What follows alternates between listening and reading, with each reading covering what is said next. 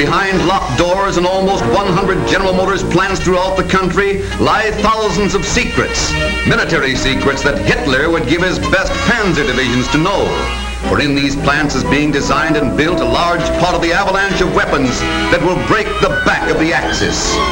Training men for the tremendous job of making, using, and maintaining the tools of war is of primary importance as General Motors makes victory its business. Production mounts and new blood is added. Girls and women take their place in the line along with the men of industry. New hands, new tools, new plants, working 24 hours a day, 7 days a week. For General Motors has undertaken to produce more than 10% of all war material fabricated from metal. Thousands of workmen in 4 GM divisions turn out machine guns on a mass production basis. Output is months ahead of schedule. And above the clattering death sting of machine guns will also sound the loud cough of cannon, anti-aircraft cannon, rapid-fire cannon. Each will carry with it the perfection and endurance of General Motors workmen. Trucks that are the workhorses of today's mechanized forces are sent by GM workers to every part of the world where there is action, where they are needed to win our fight. Trucks to keep our armed forces rolling on to Tokyo and Berlin. A word for power is diesel. Power for submarines, for military searchlights, for tanks that rumble through all obstacles into battle. This diesel power comes from 3 General Motors plants. Power in 1-cylinder portable units, in giant 16-cylinder engines, and in new and radically different diesel engines. Keep 'em firing. That's the slogan in GM plants where they are making shells and cannon that are now being used by our fighting forces, making them better and faster than anyone has ever made them before. In another General Motors division, thousands of workers are turning out cartridge cases for shells that are bursting in the faces of the enemies of freedom. Time is important, and General Motors has cut time 50% with a new process of casting parts for guns, tanks, and planes. The mechanized gear for war is born in cauldrons of molten metal. Machine gun mounts for the Army's new high-speed tanks have taken the place of peacetime products by General Motors. And instruments of uncanny precision, now manufactured by GM men and women, help to aim the demolishing gunfire of land and sea batteries. Roller bearings make our gigantic war machine run smoothly.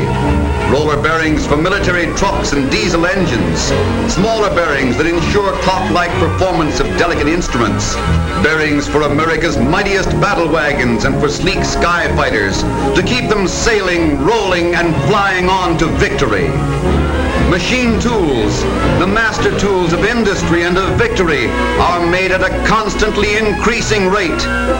GM radios are also a must to flash the commands of combat to tanks, planes, and every vehicle of war. General Motors' liquid-cooled engine powers Army's newest planes. The P-39, the famous cannon on wings, and the speedy P-38 are given the power to outfly anything on wings. 2 General Motors divisions are turning out air-cooled airplane engines, turning them out with the same know-how, the same mass production methods that went into the making of automobiles. In the first quarter of 42, 1 division turned out as many of these power plants as the production schedule called for by the whole first half of the year. And production is still stepping up at a rate that will soon put it a full 12 months ahead of the original schedule. Bombers. Bombers to blast the way for our fighting forces. Parts and sub-assemblies for the famous B-25, the bomber with a reputation for giving Tokyo the first taste of its own medicine. In cooperation with the aircraft industry, General Motors has pioneered in applying mass production methods to the manufacture of aircraft. Work goes on day and night under the deft fingers of General Motors men and women. They are producing an avalanche of weapons for victory in General Motors manufacturing centers all over America. One of the most important of these centers is Dayton, Ohio, a city gearing up to the grim task of war. For Dayton is making victory its business. Dayton has a story to tell, the story of a city at war.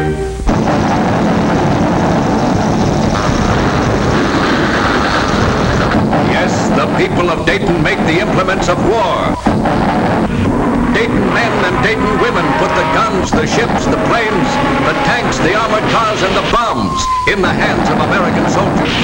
For Dayton people play the mighty drama of war. Great factories in Dayton, with their men and women and machines and skill in mass production, produce the tools of war in ever-increasing numbers. Men and women in the plants of General Motors in Dayton are arming America. This is Dayton. Its workers, its machines, its plants, its management. Giving land, sea, and air forces the tools with which to fight for victory. The men and women of these plants in Dayton put 1,000 parts in fighting planes. Big parts and little parts, vital parts, from landing gear to propeller, from controls to engine. The people of Dayton make the bomb releases, make the hydraulic parts that open bomb doors, make the fuses that set off the kiss of death.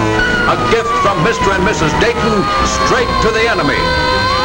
These are the tools we give our men somewhere over enemy lands, turning back the tide of tyranny and hate. We make parts for terrors of the sea, bearings, generators, parts for diesel engines that power Navy's might. We of Dayton, from our great plants, send out the guns to fighting men, big and little guns with which they terrorize and hold, drive back and win.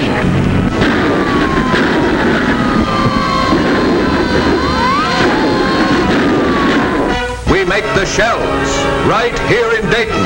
Men and women make the shells, the mine fuses, the tail fuses, to bomb the Jap and the German Nazis to destruction. And we drive the tanks through enemy land, tanks that Dayton men and Dayton women have helped to build, trucks and armored cars into which we have poured our materials and our labor. For there are thousands of men and women already working in these plants in Dayton. They know it's their war. A war that can be won only through production, only by the skill and sweat and speed of these people in the plants. Grinding and polishing, forging and boring, beating metal and powder and sweat into tools of war. Make it right, make it well. These are the answers to Guam and Wick. They want more land? Well, we'll give it to them. Give them the iron from American soil, burned into steel, hammered into engines, ground into shells. We'll give them all we have, loaded with dynamite to blow them to hell. Here's a slap in the face for our boys in Pearl Harbor. Dayton is strong and prepared. Dayton's men and women are on the battle line of production, for everything depends on production.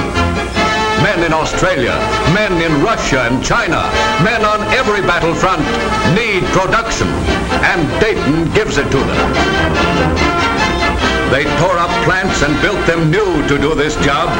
They built new machines, trained more men, ordered, installed, turned on the power, and Dayton is doing the job, making guns and tanks and planes and shells for America's victory. These workers in these great plants are the miracle men and women of production. They're doing the job well, putting their skill and sweat and machines into speedy production of tools for our fighters on land, sea, and air. A tank will win another 100 yards of ground from Hitler. A gun will send another Jap plane to its death. A shell will blast an enemy trench or a submarine. A propeller will pull an American plane over its objective and pull it home again. The men in khaki and blue need the things we produce in Dayton, and every part of every implement of war must be built to do its part. There shall be no failure. These are the tools of victory. It is the sweat of the workmen that wins this war. It is the products of these miracle men in a miracle industry. The industries of Dayton and the men and women of Dayton are fighting this war on the production line. It's a big job, and they move up to it, march into it, put their brains and brawn and fingers into it. It's a big job, and they're doing it. March forward, Americans, citizens of Dayton.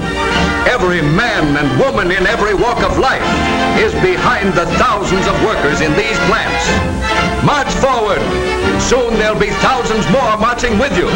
More men and women producing even greater quantities of the tools of victory.